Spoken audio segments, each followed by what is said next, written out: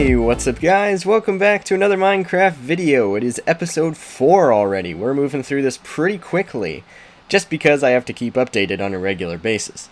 Right now, my current location, I am inside of my soon-to-be base of Tuscan Town. So this is downstairs of Luke's hut. I've started excavating it like I promised, so I'm figuring out the dimensions of it. So right over here is the entrance to the hut, if we come up here just so you get a sense of how this is supposed to look. This is the entrance. I had to flip it around because I realized the sunset is supposed to be on that side of the hut, and originally I had the front over there, so I had to flip it around. So now we're on the right facing side. So we come down here, and you go down this way, and then you go down this way. Now this is, keep in mind, this is accurate to how it is in the movies, except it just doesn't show the complete layout in the movie, so I had to look up an image. You come down these stairs, and then this is going to be the bottom of the giant pit. So I'm figuring out how far the pit is supposed to go, and again, I'm going to keep working on this over the next couple of days. Maybe even today I'll time-lapse excavating all of this, we'll see. But today, as you probably saw from the title, we have other plans in mind. Everyone has been playing on the world, some more than others, and that's okay. But essentially, what has happened is Josh has nearly finished his castle. Maybe we'll take a look at that. Nathan hasn't done a whole lot. Like I said, he's running out of ideas, so make sure you comment down below what he should do next. And Liam has been playing a lot lately, and he has the beginnings of his own house. Now today is simple. I need to build pathways going in all sorts of directions. I have a horse over here, which I have named Buckingham, or maybe Buck for short, I don't know. Just a funny little name. We're going to take him on a little path that you will see that Nathan and I have already made. So if we come over here, right over to the split between the desert and the spruce forest, you will see the sign right here that says Nathan's house. I think you can see that. Yep, Nathan's house.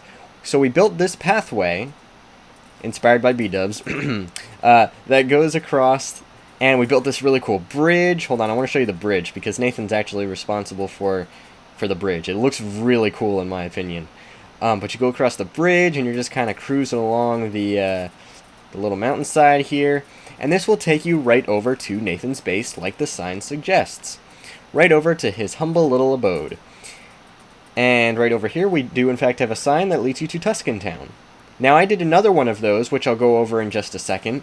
I made one taking you from the HQ over to Josh's castle. Let's jump over there real quick.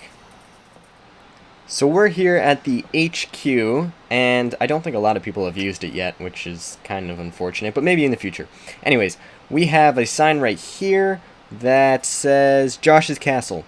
And, hey Squid, if we go follow along this path, I might have to widen it a little bit in some places.